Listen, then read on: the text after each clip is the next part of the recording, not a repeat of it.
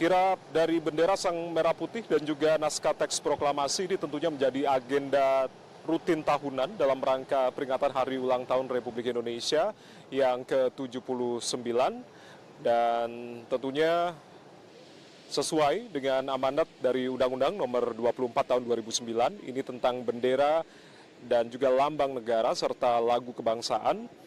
Pasal 5 ayat 2 yang tentunya berbunyi bendera pusaka Sang Merah Putih tentunya disimpan dan juga dipelihara di Monumen Nasional atau Monas Jakarta.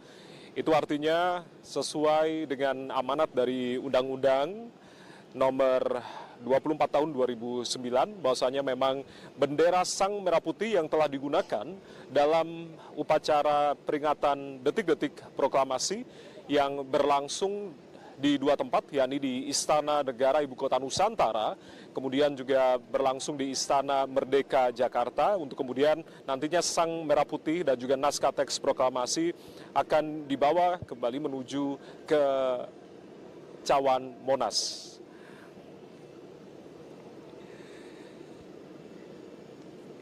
Ya, kita lihat ini adalah rombongan dari pesawat Boeing 737-400, di mana pesawat milik TNI Angkatan Udara ini membawa naskah teks proklamasi dan juga bendera Sang Merah Putih untuk kemudian akan disimpan di ruang penyimpanan di Monumen Nasional, tepatnya di Cawan Monas.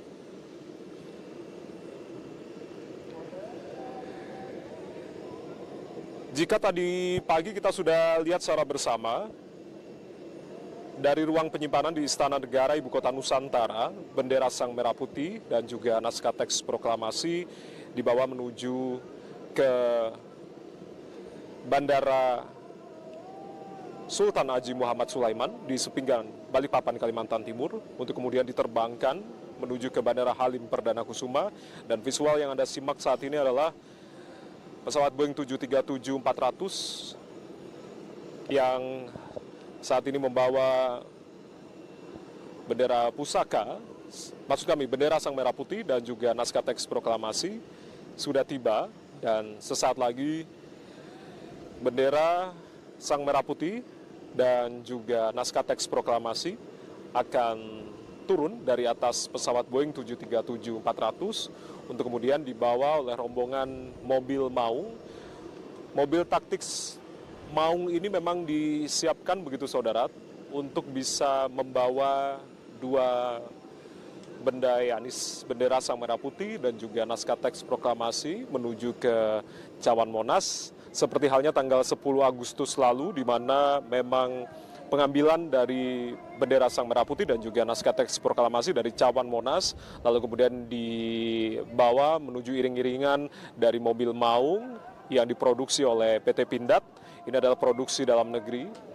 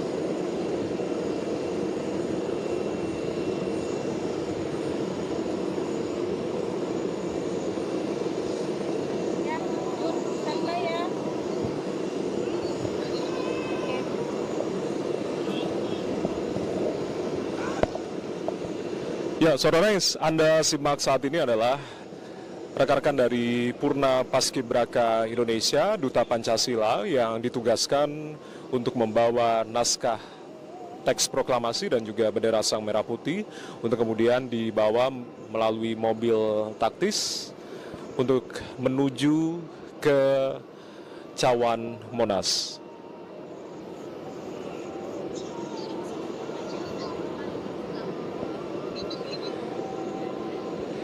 Ya, kalau tadi rekan-rekan dari Purna Paskibraka tahun 2023 yang bertugas sekaligus Duta Pancasila, yakni yang bertugas pada saat membawa naskah teks proklamasi dan juga Sang Merah Putih dari Istana Negara Ibu Kota Nusantara, yakni Ananda Kacina Ozora dan juga Ananda Liverina Evelyn Kurniawan, yang kemudian akan diserahkan kepada rekan-rekan Paskibraka Purna Paskibraka tahun 2023 sekaligus Duta Pancasila yang nantinya akan membawa masuk ke Cawan Monas, yakni Ananda Naila Aulita Al-Kurba Sinapoy dan juga Ananda Kirana Asawidya Baskara, yang kemudian nanti akan juga mengikuti prosesi dari penyerahan atau pengantaran Sang Merah Putih dan juga naskah teks proklamasi dari Bandara Halim Perdana Kusuma menuju ke Monumen Nasional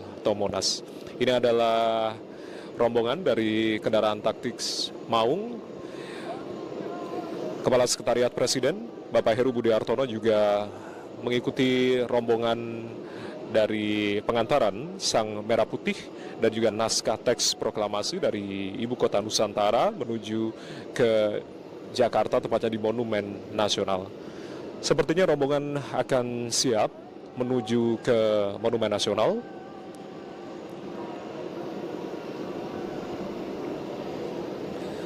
Seperti kami informasikan kembali, saudara, bahwasanya memang bendera Sang Merah Putih dan juga naskah teks proklamasi yang sudah digunakan dalam upacara peringatan detik-detik proklamasi yang berlangsung di dua tempat. Ini merupakan sesuatu yang bersejarah begitu, karena baru kali ini dalam sejarah upacara peringatan detik-detik proklamasi digelar di dua tempat, yakni di Istana Negara Ibu Kota Nusantara dan juga Istana Merdeka Jakarta.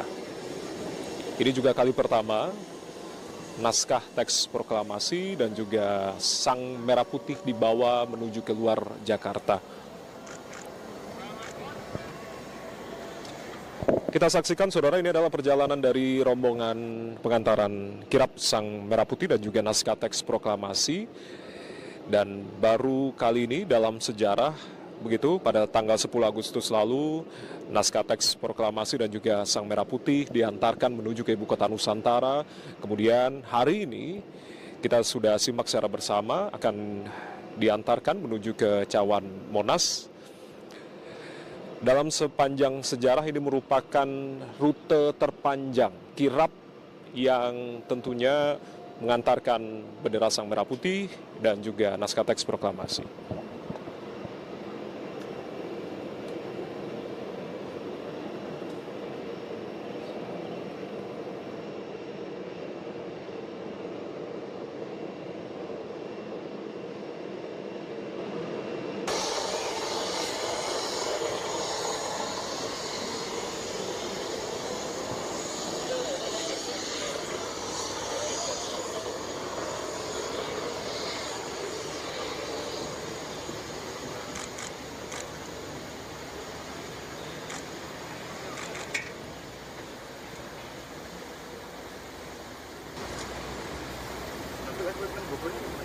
Ini mas di sini, di bawahnya kursi. Siapa? Tok, kamu ke sini. Mengawal ini udah nyala kan itu? Oh.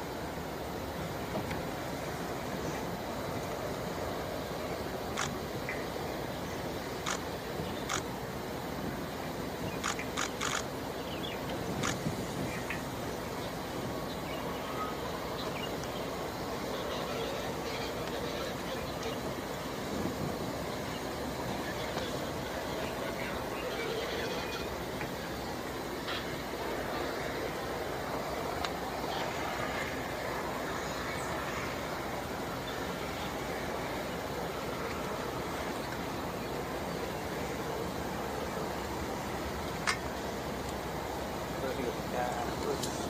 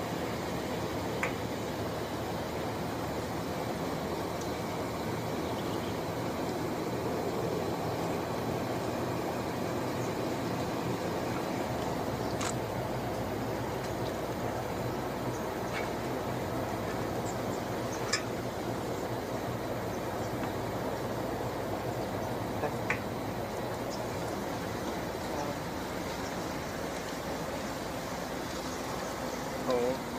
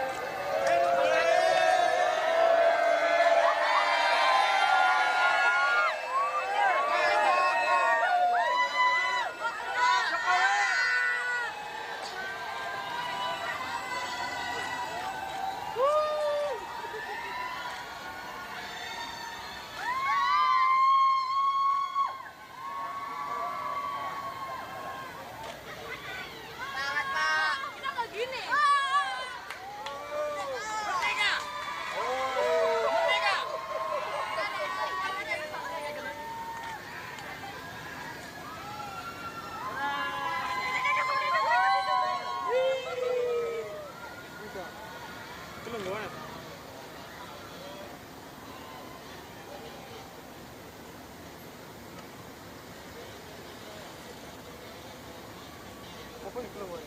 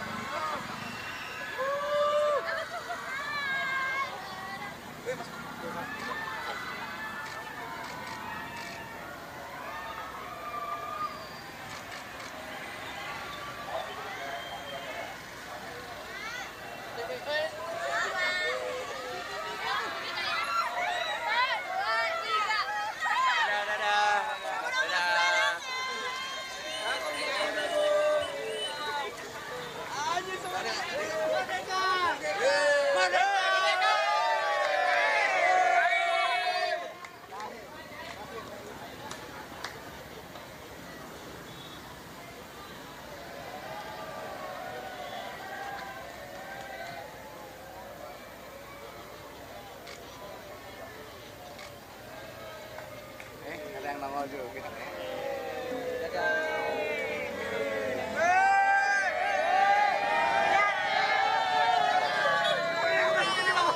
Makan siang gratis, Pak. Makan siang. Udah ada. Ini orang ngumpul dari mana nih ya? Bebeka, Pak. Bebeka.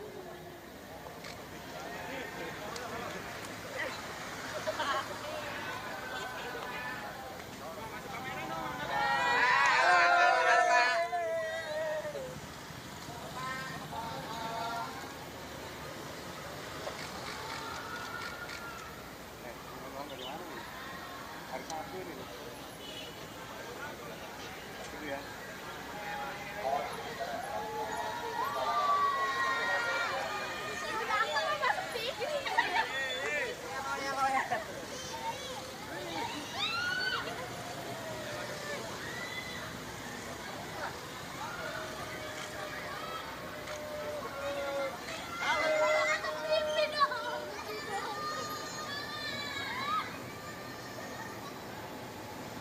Sepanjang ruas hal ini, keponakan menyalur di kiri dan kanan.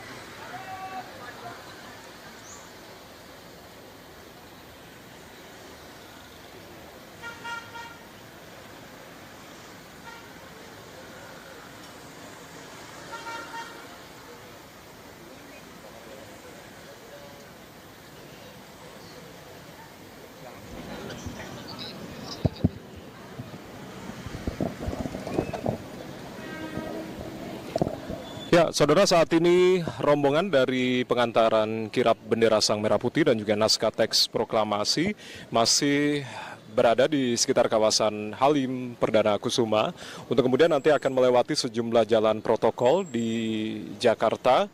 Dan tentunya tadi kita simak secara bersama antusiasme dari masyarakat untuk kemudian mengibarkan bendera merah putih di beberapa sisi jalan begitu dalam menyambut rangkaian dari kirap pengantaran bendera Sang Merah Putih dan juga naskah teks proklamasi yang telah tiba di Bandara Halim Perdana Kusuma untuk kemudian menuju ke Monumen Nasional Monas, Jakarta. Tadi telah tiba pada pukul 15:18 waktu Indonesia Barat di Bandara Halim Perdana Kusuma, tentunya dengan menempuh perjalanan sekitar jaraknya sekitar 14,6 km begitu dari Bandara Halim Perdana Kusuma menuju ke Monumen Nasional Cawan Monas. Dan nantinya terkait dengan siapa saja yang akan mengiringi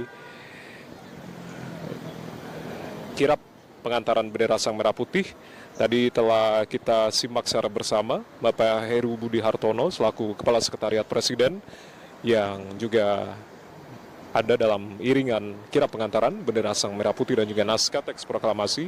Kemudian juga Brigjen TNI Heri Purwanto selaku Kepala Biro Pers Sekretariat Militer dan juga Brigjen TNI Edi Saputra, yakni Kasko Gartap 1 Jakarta.